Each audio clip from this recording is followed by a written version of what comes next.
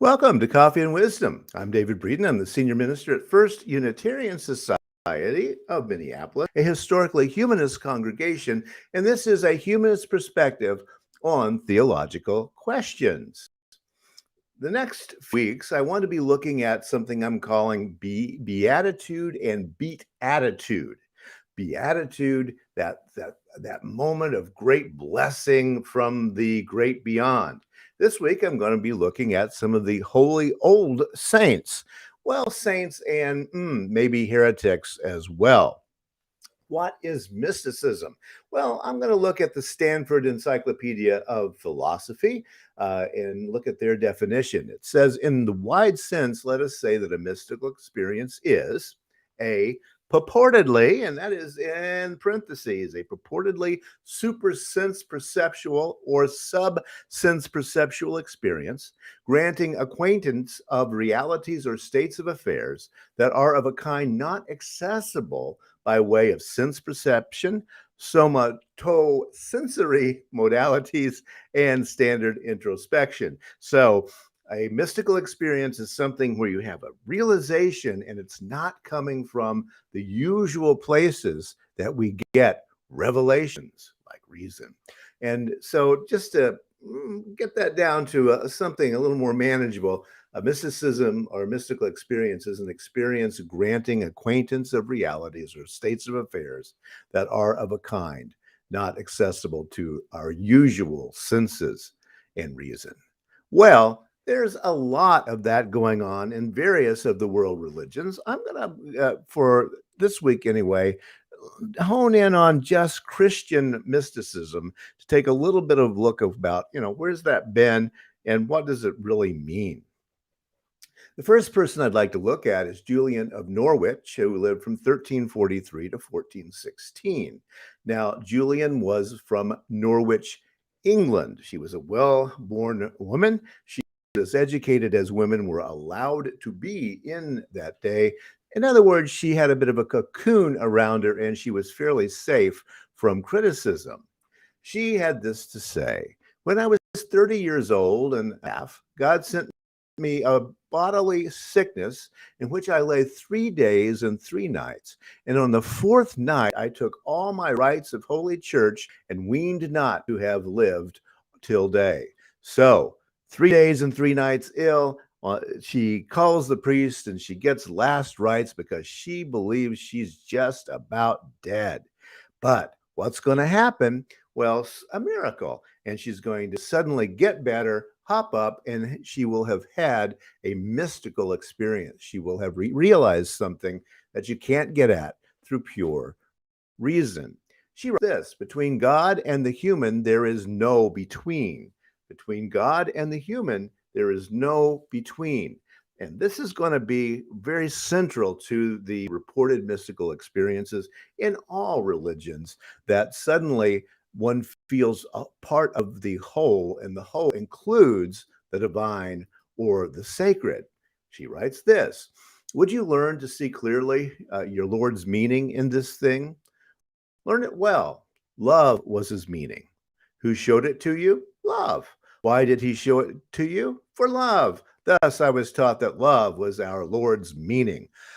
Okay, that's typical of mystical experience, that it's really hard to say what I learned here, but let me get to this fine point. And the fine point for Julian of Norwich is that it's all about love. She also says this: the fullness of joy is to behold God in everything. The fullness of joy is to behold God in everything. So, okay, you see how mysticism is working for her, and this is typical. She feels part of God, and God is part of her, but then God is in everything, all of reality. Everywhere she looks is a manifestation of God. Now, this is not traditional Christian teachings of the time, I hasten to add, but very, very typical of the mystical experience. She says this: but all shall be well, and all manner of things be well, and all manner of things shall be well. And that's her most famous quote, in which she says, you know what? Sin is behoovely. We don't use it that way anymore. but behoove, it does you well. Sin is something that we're just going to do because we're human. We're going to eat too much, etc. But despite all of that, God's love makes sure that everything is well and everything fits within God's plan. And that's Julian of Norwich. And you know what? You can buy a book that came out fairly recently called Julian of Norwich, Wisdom in a Time of Pandemic and Beyond.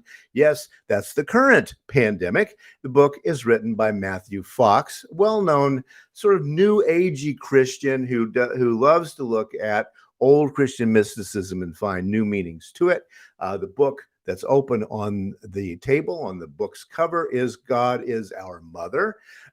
Julian of Norwich did indeed say that, although she was very careful to say right before that God is our Father. In other words, for her, God is Father, Mother, and all of being. So Julian of Norwich and her mystical spiritual experiences still very much a part of Christian thinking. Now, she was one of those that was fairly well accepted even in her own time. But not all Christian mystics were. Marguerite Porete was executed on 1 June 1310. Well, what did she do to be burned at the stake? Well, she wrote a book called The Mirror of Simple Souls. Now, she wrote this in Old French, which was her native tongue, but women weren't supposed to be doing theology in those days, and theology was supposed to be written in Latin. So, strike two. So, was she a heretic or a true mystic? It's still a question for a lot of Christians who think that heresy is a dangerous way to be thinking. Now, Marguerite wrote this: reason, you'll always be half blind. Now, nowadays, that doesn't sound like a heresy. Nowadays, I think most mainline Christians would say, you can't get at the total religious experience through reason only. That's what mysticism and spirituality are all about. But in her day, the Roman Catholic Church was claiming to be completely reasonable. It held the logos, all of reason and logic that you could think of. All of it fit into the Christian plan. So reason, you'll be half blind, was not something the male authorities of the church wanted to hear. She was reporting a mystical experience, and remember, that's an experience granting acquaintance of realities or states of affairs that are of a kind not accessible through those usual means. She also wrote this: theologians and other clerks. Now, nowadays, what clerk? No, well, in those days, that was people who were able to write.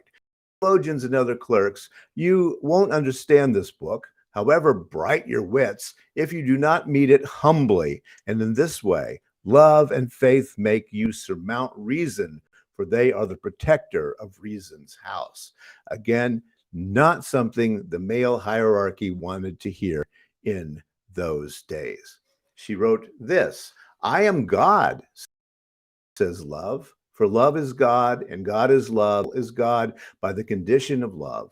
I am God by divine nature, and this soul is God by the condition of love. Thus, this precious beloved of mine is taught and guided by me without herself, for she is transformed into me, and such a perfect one, says love, takes my nourishment. And so her child is suddenly her soul, and that all of this is part of God, of all reality.